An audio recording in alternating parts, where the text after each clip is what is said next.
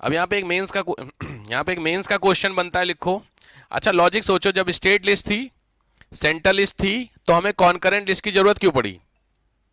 Question समझ में आ गया? जब स्टेट कानून बना ही रहा, राज्य अपना कानून बना रहा, तो कॉन्करेंट की, ये मेंस का क्वेश्चन लिखो, why we need concurrent list in our constitution. Why we need concurrent list in our constitution, संविधान में समवर्ती सूची को क्यों शामिल किया गया? संविधान में बहुत इंपॉर्टेंट है मेंस का क्वेश्चन, समझ गए? समवर्ती सूची आखिर भाई, जब सेंटर अपना बना रहा, स्टेट अपना बना रहा, तो कॉन्करेंट की जरूरत क्या थी? तो यहां पे बहुत ध्यान से समझना, इस बार लिखना इसको जरा, ठीक है, पॉइंटर में, एटलीस्ट 4-5 पॉइंट में कि अच्छा इसलिए, कोई एक पॉइंट बता सकते हो, कोई भी एक पॉइंट कि सर ये पॉइंट में ना वैलिड लगता है कि जरूरी थी ये लिस्ट।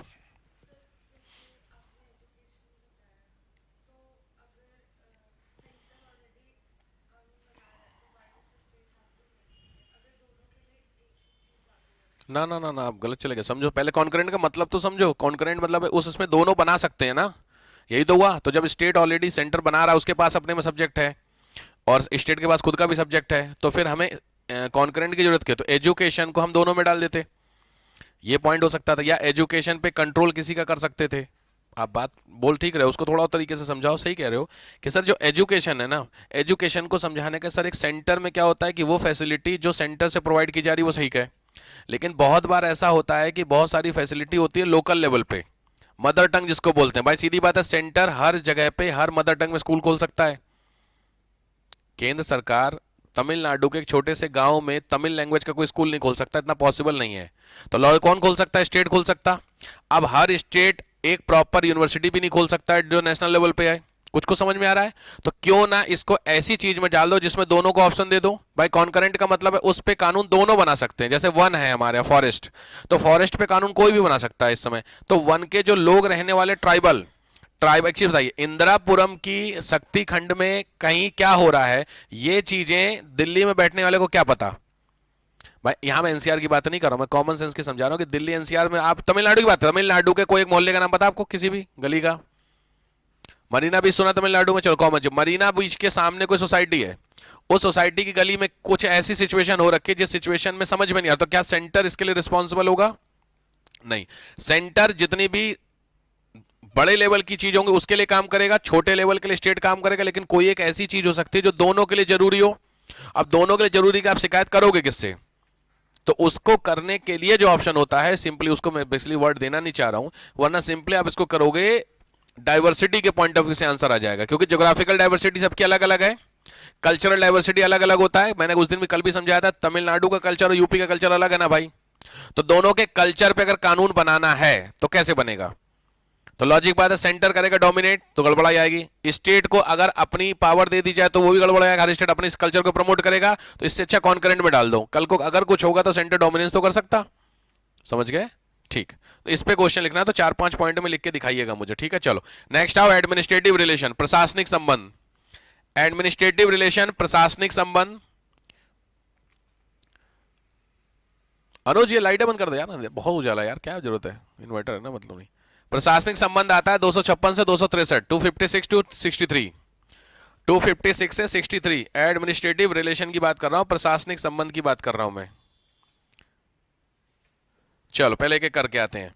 256 नंबर एक, 256 बहुत ध्यान से लिखना, इसमें है executive power of the state, राज्य की कार्यपालिका शक्ति। Executive power of the state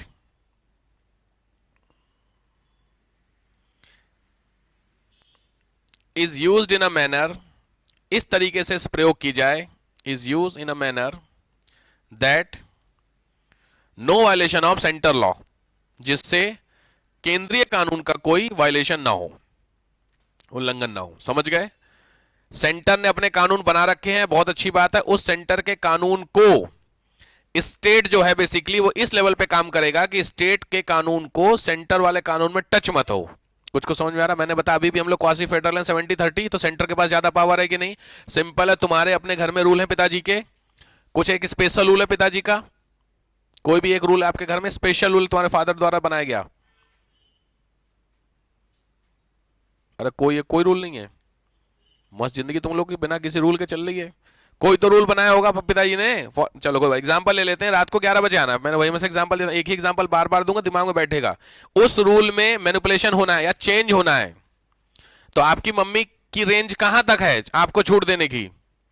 पिताजी ने बोला 11 बजे तक हर हाल में आ जाना, बात खत्म। तो लॉजिक बात है तुम्हारी मम्मी 11:05 का तो रूल नहीं बना सकती। लेकिन लॉजिक बात है, अगर आप 10:55 पे आएंगे तो भी पिटने के चांसेस तो हैं आपके, 11 बजे के तो है ना ही साहब। लेकिन अगर आप अपनी मम्मी को बता के गए हैं कि मैं 10:55 तक आ जाऊंगा, तो आपके सपोर्ट में कोई तो खड़ा है। डिफरेंस जरा समझो। लेकिन तुम्हारी मम्मी ने बोला कि कोई नहीं, तो 11:30 तक आ जाना, ये क्या कला गया? वायलेशन कर गया। डिफरेंस सारा समझ में? सेंटर ने बना दिया एक रूल कि साहब ऐसे ऐसे होना है, स्टेट ने अपना रूल बनाया और उस रूल ने सेंटर के रूल को वायलेट कर दिया। हो सकता है ऐसे चांसेस? बिल्कुल हो सकते हैं। कोई भी एग्जांपल ले लीजिए। तो अगर ऐसा होता है तो आर्टिकल 256 के अकॉर्डिंग वो है इलीगल। समझ में आएगा? तो कोई भी रूल स्टेट द्वारा बनाया गया अगर सेंटर के रूल को बियॉन्ड चला जाता है तो वो क्या हो गया? इलीगल हो गया। उसको क्या करना पड़ेगा? एंड करना पड़ेगा। क्लियर हो गया? चलो 256 हो गया आपका। ठीक, दूसरा ये इसी ना इसी में लिख लो। Under this article centre has the power. इस आर्टिकल के अंदर सेंटर के पास शक्ति है। Under this power centre has the power, sorry, under this article centre has the power. इस अनुच्छेद के अंदर सेंटर को क्या पावर दी गई है? नंबर 1, नेशनल मॉन्यूमेंट, राष्ट्रीय महत्व, नेशनल मॉन्यूमेंट राष्ट्रीय इमारतें स्लैश आर्मी इंपॉर्टेंस, सैन्य महत्व, रेलवे, मदर टंग मातृभाषा, स्लैश स्लैश करते चलना, और ST welfare, ST scheduled tribe अनुसूचित जनजातियों के कल्याण के लिए। पॉइंटर समझ में आ गए? पॉइंट का मतलब हुआ है इन सभी चीजों को लेकर के अगर सेंटर कानून बनाता है तो उसमें स्टेट रोक नहीं सकता। फॉर एग्जांपल एक रेलवे की लाइन निकलनी है, एनएच निकलना है, एनएच में बहुत सारे गांव वाले मना कर देते हैं हाईवे नहीं निकलना, हमारे घमा खेत है, कोई नहीं खेत होता भाई साहब, रूल है तो निकलेगा, तो बिकता है कि नहीं? जमीन जो है लैंड वो किसका सब्जेक्ट हो गया? स्टेट का सब्जेक्ट है। और जो नेशनल हाईवे किसका हो गया? सेंटर का। तो फिर भी नेशनल हाईवे निकलता है तो आपको जमीन बेचे, कुछ लोग कहते हैं हम नहीं बेचेंगे, नहीं ऐसा नहीं है, बेचनी पड़ेगी बेटा। अगर आपको लगता है तो आप कोर्ट जाएंगे, कोर्ट पूछेगा रीजन बताइए। सरकार कह रही है साहब यहां से हाईवे निकालना जरूरी होगा फॉर द डेवलपमेंट, जरूरी है। हाईवे खराब है, सही। तो हाईवे अगर सही चीज है तो आप बेच क्यों नहीं? रीजन बताइए। आपके पुरखों की जमीन है, फला ढिमका, बहुत सारी बातें बोली आती है। मैंने क्या बताया? अगर देश नहीं रहेगा तो आप भी नहीं रहेंगे। तुम अपनी जमीन लेकर बैठे रहो वहां पे, सीधी बात। अब सबसे बड़ी प्रॉब्लम क्या है कि इस तरीके के मैटर में सरकार इसीलिए जो कंपनसेशन तगड़ा देती है कि आदमी का माहौल बने ही ना। भाई पूरा माहौल देख रहे हैं, ये पूरा क्या बताऊं, जितना भी यहाँ साइड में हिसाब किताब है सब आपका पैसा क्या है? यहीं से कंपन। सीधी बात है, ओरिजिनल पैसा इन लोगों के पास इतना नहीं था, ये सारा पैसा आया कहां से है? तगड़ा पैसा। और तगड़ा का मतलब सीरियसली बड़ा तगड़ा पैसा मिलता है। गाड़ियां जो आप देख रहे हैं ना, ऑडी बीएमडब्ल्यू, ये कहां से आई है? ये कंपनसेशन की। तुमको लग रहा है किसी की सैलरी वाला बंदा ऑडी चलेगा? कोई आप बता दीजिए, कोई नौकरी वाला बंदा हो बीएमडब्ल्यू चलता हो? बहुत रेयर, ऐसा नहीं कहूंगा। मैं जितने बीएमडब्ल्यू ऑडी वाले जानता हूँ सब या तो बिजनेस के हैं या फिर मैक्सिमम वही हैं। भाई ग्रेटर नोएडा साइड चले जाओ, बस अब ज्यादा दूर नहीं है ना, नोएडा के पीछे निकला ग्रेटर नोएडा, बागपत पागपत है तुम्हारे उधर नहीं, सबके उधर है, सबके उधर का हाल है सीधे। और उसमें देखो लॉजिक बात है, उनकी किस्मत, लॉजिक वो किस्मत उनकी वहीं से जहां से हाईवे निकला या जहां से वो सोसाइटी डेवलप है, उनका जमीन है वहां पे। तुमने ले रखा है अपना जमीन। मैंने गोरखपुर में वहां क्या करना, कुछ नहीं भाई हो सकता। बट यहाँ पे जिसकी भाई ये तो डिपेंड है ना। अब हो सकता है कल को गोरखपुर से हाईवे निकले और अगर निकल गया तो काम खत्म। तो ये तो किस्मत की बात है। अब यहाँ पे क्वेश्चन समझ में आ गया। तो अगर हाईवे निकल रहा है तो आप इस बेसिस पे नहीं बोल सकते कि हम नहीं ले सकते, ऐसा नहीं होता है। आप कोर्ट में जाएंगे, ऑफिस से कोर्ट जाएंगे, बिल्कुल आप बिल्कुल जाए, आपके हक है कोर्ट जाना। कोर्ट में जाएंगे तो कोर्ट आपसे पूछेगा जरूर, साहब रीजन बता दीजिए। जैसे मैंने महाकाल कॉरिडोर का बताया था, महाकाल कॉरिडोर में सब लोगों ने अपना घर बेचा था। महाकाल कॉरिडोर ये देखे, वहां पे एक बंदा था उसने नहीं छोड़ा घर, कि साहब मैं नहीं छोड़ूंगा चाहे जो हो जाए। रूल के हिसाब से आप जबरदस्ती नहीं कर सकते। आप घर थोड़ी गिरा देंगे उसका, भाई साहब मेरा घर जब तक मैं साइन नहीं करूंगा, गिरा कैसे दिया? अंदर हो जाएगी सरकार, पूरी अंदर हो जाएगी। लॉजिक है, सुप्रीम कोर्ट गया, सुप्रीम कोर्ट पूछा सर रीजन बताओ, तो उन्होंने बोला पिछली 3 जनरेशन हमारे यहाँ पे रह रही है। बट पॉइंट वहां पे बहुत अच्छी बात समझाई गई उसको, क्या आप कैसे कन्विंस करेंगे उसको? अगर आप बीइंग डीएम हैं और आपको भेजा, क्योंकि तुम्हारे ऊपर डंडा करेगी सरकार, जाके समझाओ। तुम डीएम हो, जाओ समझाओ। कैसे समझाओ? मैं मेरे को समझाओ, मैं नहीं बेच रहा। मेरी जो 3 जनरेशन है वो यहीं रही है, मेरे परदादा, दादा, मेरे पिताजी तीनों यहीं पैदा हुए, यहीं पे पढ़े। अब मैं रह रहा हूं और उस घर को मेरे को हटाना है आपको, क्योंकि आपको कॉरिडोर बनाना है। तो लॉजिक बात है, इसमें कन्विंस कैसे होगा कि बिकॉज भाई ये किसके लिए काम किया जा रहा है? महाकाल के लिए तो आप क्यों नहीं हटना चाह रहे? क्योंकि महाकाल से आप दूर नहीं जाना चाह रहे। बट लॉजिक बात है, महाकाल कॉरिडोर अगर बनेगा तो किसके रिलैक्स होगा? आपको रिलैक्स होगा, यात्रियों को। अगर आपके एक चक्कर में कॉरिडोर नहीं बनेगा तो कितने लोग गरियाएंगे तुम्हें? क्योंकि मैटर फंस गया कि नहीं फंस गया? तो कन्विंस समझ रहे हो किस तरीके से, इस तरीके, और पैसा भी हम उसके बदले आपको दे ही रहे हैं। सेम वो कह रहा, फिर वो बंदा कह रहा था हमें पैसा नहीं चाहिए, हमें घर चाहिए, उसी सेम हिसाब का घर आपको दे रहा है बगल में, उतने ही थोड़ी दूर मिल रहा है, 200 मीटर दूर में आपको घर मिल रहा होगा। बट कॉरिडोर अगर बन जाएगा तो भला कितना होगा? तो अल्टीमेटली फाइनली क्या वो बंदा माना है इस चीज को लेकर। और फाइनली देखिए महाकाल कॉरिडोर, देखे उज्जैन जाइए, देखिए क्या कॉरिडोर बन गया है। समझ में आया? तो पॉइंट यहां पे होता है कि अगर गवर्नमेंट चाहे इस चीज को लेकर के सेंटर, तो स्टेट उसको रोक नहीं सकता इन 4 पॉइंट पे। ये बाकी चारों पॉइंट समझ में आ गए सबको? रेलवे समझ गए? चलो नेक्स्ट आओ। 258(1), 258(1), 258, president has the power, president has the power, राष्ट्रपति के पास शक्ति है, to transfer a subject, to transfer a subject of centre to the state, transfer of a subject of centre to the state. राष्ट्रपति के पास शक्ति है केंद्र के किसी सब्जेक्ट को राज्य सरकार को दे दे। इसका मतलब क्या हुआ? इसका मतलब हुआ जो सेंटर के सब्जेक्ट उस पर सेंटर कानून बना रहा है ना, स्टेट के सब्जेक्ट पे सेंटर, मैंने बताया 249 में हो गया था वो तो। लेकिन ध्यान से मान लीजिए, समझो, एक कोई कानून की बात करते हैं, इनकम टैक्स, बहुत ध्यान से, इनकम टैक्स पे कानून कौन बना रहा है? सेंटर। लेकिन उस इनकम टैक्स को उस स्टेट में लागू करने में दिक्कत हो रही है, नहीं हो पा रहा, वहां पे कुछ टेक्निकल फॉल्ट फंस रहा। तो स्टेट कह रहा है कि साहब एक काम करो, इनकम टैक्स वाला जो सब्जेक्ट है वो आप मेरे को दो, मैं अपने हिसाब से टैक्स को कर सकता हूं।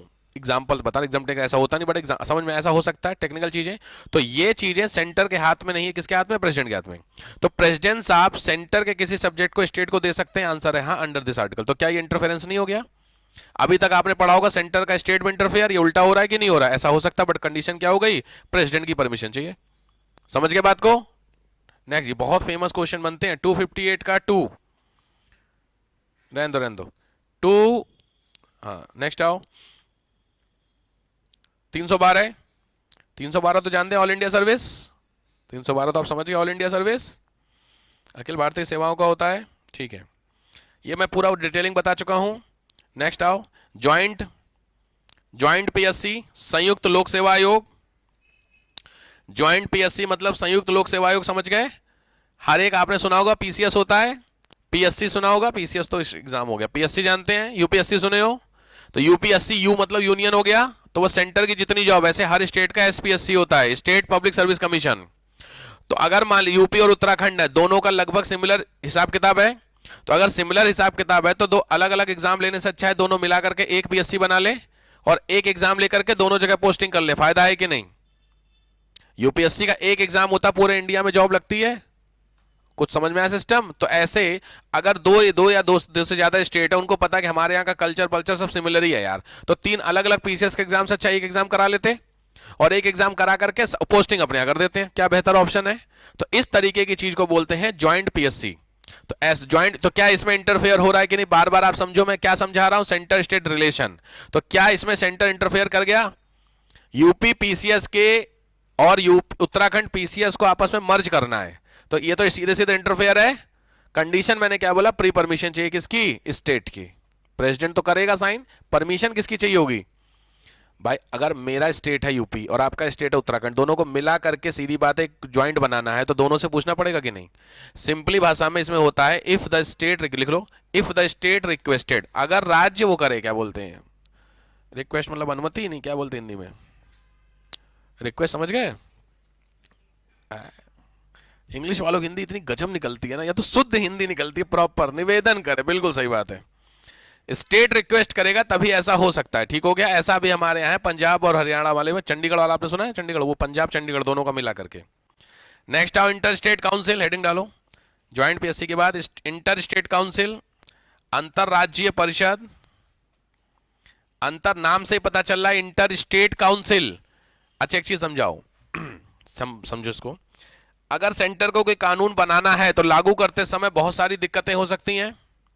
हो सकता है यूपी में कोई दिक्कत हो, ठीक, महाराष्ट्र में कोई दिक्कत हो, उत्तराखंड में कोई दिक्कत हो, ऐसे करके 28 स्टेट हैं। हर 28 स्टेट के अंदर बहुत सारी दिक्कतें हो सकती हैं, बट क्या ऐसा नहीं हो सकता कि इसमें से यूपी की जो दिक्कत है 10, उसमें से 2 दिक्कतें तमिलनाडु की भी हैं? ऐसा हो सकता है कि नहीं? आराम से समझते हैं। तुम्हारे पिताजी ने कोई कानून बनाए घर में 10, उस 10 में से तुमको 4 प्रॉब्लम से दिक्कत, मतलब 4 रूल से दिक्कत, उन 4 में 2 रूल से तुम्हारे छोटे भाई को भी दिक्कत है, तो कॉमन हो गई कि नहीं? अब आ रहा कुछ कुछ? तो अब इसको इंप्लीमेंट करना है, सुधारना है, तो लॉजिक बात है, जब सुधारना होगा तो तुमसे अलग से पिताजी पूछें, तुम्हारी बहन से अलग से पूछें, तुम्हारे भाई से अलग से पूछो, उससे अच्छा तीनों को एक साथ बुला के पूछ लेना। तो अगर तीनों को बुला करके पूछेंगे ध्यान से, तो जो बड़ी बहन है उसने 4 दिक्कतें गिनाई, 4 में से 2 दिक्कतें वही थी जो बाकी को भी थी। तो अगर इन दोनों दिक्कतों का मैटर सॉल्व हो गया तो लॉजिक उन दोनों की भी सॉल्व हो गई ना। सेम प्रॉब्लम को उनसे भी डिस्कस करेंगे? नहीं, क्योंकि उनके सामने तो बात हो रही है कि नहीं हो रही है। अब आते हैं एग्जांपल पे। लॉजिक है, इंडिया में 28 स्टेट है, 28 स्टेट में 80% लोगों की अलग अलग दिक्कतें हैं, बाकी 20% कॉमन दिक्कत।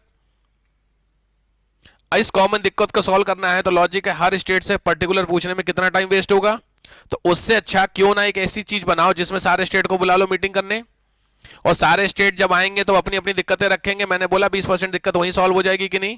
बाकी हाँ, अब तमिल वालों की दिक्कत है तमिल को लेके, फॉर एग्जांपल यूपी वालों की दिक्कत हिंदी को लेकर के, इस ये दिक्कत जेन्युइन है, लेकिन तमिल वालों को दिक्कत है स्कूलिंग को लेकर के फॉर एग्जांपल, और यूपी वालों को दिक्कत है स्कूलिंग को लेकर के, तो मैटर सॉल्व हो गया कि नहीं? अब आया समझ में? तो इंटर स्टेट काउंसिल जो होते, नाम से इंटर स्टेट काउंसिल एक ऐसी काउंसिल है जो इंटर स्टेट होते हैं। इंटर स्टेट का मतलब होता है सभी राज्य इसमें शामिल होते हैं। ठीक है, तुरंत लिखो आर्टिकल नंबर 263, स्टार लगाना, 263 को हाईलाइट कर लेना भैया, बहुत इंपॉर्टेंट है 263। इंटर स्टेट काउंसिल 1990 में रिकमेंडेशन थी सरकारिया कमीशन की, 1990 में रिकमेंडेशन थी सरकारिया कमीशन की। लॉजिक है, हर स्टेट इसमें जब मीटिंग में शामिल होगा तो हर स्टेट का कोई तो शामिल होगा। तुरंत लिखिए मेंबर। 90 सरकारिया कमीशन, सब स्टार लगाना। अब लिखो, क्या मैं बता रहा, स्ट्रक्चर। स्ट्रक्चर में सबसे ऊपर लिखो पीएम। पीएम तो वो तो ऑब्वियस है, चेयरमैन हो गया पीएम, और उसके नीचे लिखो ऑल सीएम, सभी CM plus 6 cabinet minister by PM. 6 cabinet minister nominated by PM, प्रधानमंत्री द्वारा 6 कैबिनेट मंत्री नामित। ये समझ गए? पक्की बात? वो कंफ्यूजन? यानी हर स्टेट का सीएम अपने स्टेट को रिप्रेजेंट करेगा और 6 आपके कौन आ जाएंगे, मंत्री। तो पहला जो क्वेश्चन है वो आपको घर पे जाके करना है, 6 मंत्री कौन कौन से हैं, नाम नहीं, मिनिस्ट्री। होम मिनिस्ट्री एक होती है, डिफेंस एक होता है, ऐसा करके मिलेगा आपको। ठीक है, तो 6 मिनिस्ट्री नोट कर लीजिएगा घर जाके कौन सी 6 हैं। ठीक हो गया बात? चल, तो इसका जो इंटर स्टेट काउंसिल है, इसकी मीटिंग जब देश में मान लीजिए बहुत सारे मुद्दों पे बहुत सारे देश अपोज कर रहे हैं, तो इसके लिए फिर पीएम क्या करता है, इंटर स्टेट काउंसिल आईएससी उसकी मीटिंग बुला लेता है कि आओ जरा बैठो, सामने देखते हैं भाई आपके घर में रोज दिक्कत हो रही किसी न किसी चीज को लेकर के, आज किसी टॉपिक पे, कल किसी टॉपिक पे, ऐसा आपकी लाइफ में भी हो रहा होगा, बहुत सारी दिक्कतें, तो आप इसको सॉल्व करते हैं कि भाई देख रोज रोज बताने से अच्छा एक दिन बैठ जा और एक बार मेरे को समझा दे सारा। ऐसा करना बहुत उचित माना जाता है, बहुत बेहतर ऑप्शन इसलिए माना जाता है क्योंकि देखो जनरली कुछ इश्यूज ऐसे होते हैं जो बहुत बेसिक इशू हैं, बट वो डिस्कस नहीं हो रहे तो सॉल्व नहीं हो पा रहे हैं। ऐसा हुआ आपके साथ कभी भी? छोटी सी बात थी लेकिन वो चक्कर क्या है, वो आप बोल नहीं पा रहे थे, या आप बोल रहे थे सामने वाला सुन नहीं रहा था, तो इसीलिए लोग कहते हैं संडे को बैठ जा भाई साहब। नहीं, अगर आपसे किसी को शिकायत है तो सिंपल सॉल्यूशन दे रहा हूं, उस बंदे को पकड़ो, उसको बिठाओ और बिठा के बोलते भाई एक लाइन से मेरे को समझा दे क्या दिक्कतें हैं, क्योंकि एक एक करके रोज रोज मेरी सरदर्दी नहीं हो पाएगी, ना तेरे पास टाइम है ना मेरे पास टाइम है। ऐसा होता है जनरली घरों में। इसीलिए आपने सुना होगा जितनी भी मीटिंग होती है वो संडे को की जाती है। आरडब्ल्यू की आपने मीटिंग सुनी है? घर और के आसपास की मीटिंग क्योंकि संडे को सबकी छुट्टी होती है, तो जिनको जिनको अपनी सोसाइटी में दिक्कतें हैं वो लोग संडे को बैठ जाओ और बैठ करके मेरे को बता दो क्या दिक्कत है। उसमें हो सकता है एक सोसाइटी में पानी नहीं आ रहा या रुक रुक के आ रहा, उस सोसाइटी में 200 घर हैं, 200 में से 50 घर हैं जहां पानी रुक रुक के आ रहा, तो एक एक को सॉल्व करने से अच्छा संडे को क्या निकला कि जिन जिन घरों में रुक रुक के आ रहा उन घरों में हम प्लम्बर भेज के चेक करवा देंगे, मैटर सॉल्व हो गया। अब आया समझ में? तो इस तरीके के जो इश्यूज होते हैं, इसलिए जो कॉमन इश्यूज होते हैं इन एवरी स्टेट, उसके लिए जो मीटिंग करे दैट इज ऑफ आईएससी। ये अब तक टोटल 11 मीटिंग हो चुकी है, लिख लीजिए टिल नाउ 11 मीटिंग अब तक हो चुकी है आपकी। अब यहाँ पे मेंस का क्वेश्चन बनता है रोल ऑफ आईएससी। आईएससी का रोल क्या है, तो मैं आपको बस हेडिंग लिखा देता हूँ। आईएससी मतलब स्टेट डिस्ट्रिक्ट काउंसिल, अंतर्राज्यीय परिषद। इसका रोल समझ गए? सारे स्टेट को तुम्हारे घर में सब लोग मिला, इससे फायदा क्या होगा? समझो तुम्हारे घर में एक ऐसा कमरा है जो कमरे के अंदर जितने भी लोग हैं उनकी प्रॉब्लम को एक दिन बैठ के सॉल्व किया जाता है, तो उस कमरे का क्या रोल है?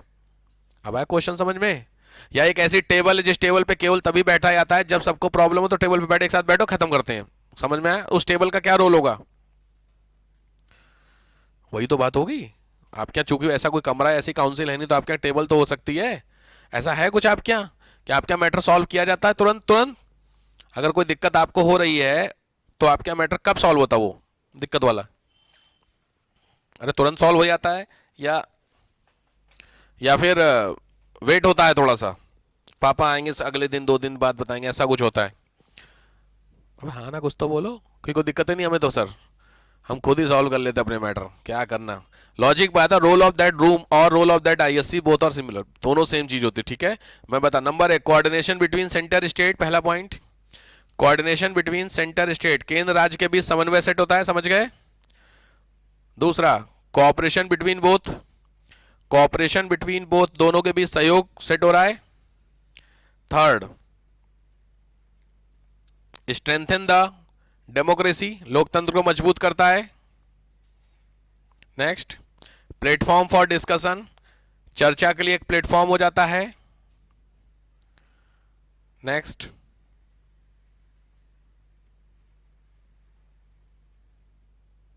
क्या ये फेडरलिज्म को प्रमोट कर रहा है? स्ट्रेंथन द फेडरलिज्म या संघवाद को बढ़ा रहा है। संघ का मतलब मैंने बताया दोनों के अंदर पावर होना। 50-70 चक्कर छोड़िए, क्वासी फेडरल तो बात की जाती है इनिशियली, या तो तुम्हारे अंदर 100% या 50-50 यही होगा, बराबरी की बात होगी या बिल्कुल ही नहीं होगी। 70-30, 60-30 पे तो ऑप्शन बहुत सारे हो सकते हैं। पॉइंट समझ में आया? तो लॉजिक बात है, क्या दोनों को पावर देनी चाहिए? आंसर है हाँ, पावर तो बिल्कुल देनी चाहिए। भाई आपके घर में भी आपको कुछ तो पावर होगी, तो क्या देनी चाहिए? तो अकॉर्डिंग टू रेंज बिल्कुल देनी चाहिए सर, इसमें गलत नहीं होता। तो हर स्टेट को भी पावर, बट पॉइंट है कि स्टेट अनलिमिटेड नहीं होनी चाहिए, तो अनलिमिटेड नहीं है। तो पॉइंट क्या है, क्या ये इस जो सिस्टम है पावर को, क्या ये मजबूत कर रहा है? ऑब्वियस बात है यार, बिल्कुल कर रहा है। अगर मान लीजिए स्टेट को कोई डिसीजन लेना है तो बिना डरे वो डिसीजन ले सकता है कि नहीं? कब? जब वो मीटिंग में डिस्कस कर चुका है। कुछ को समझ में आ रहा? बिल्कुल। तो इसलिए स्ट्रेंथिंग द, क्या वर्ड था, फेडरल सिस्टम को मजबूत करता है। चल नेक्स्ट आओ, inter state water dispute, inter state water dispute commission.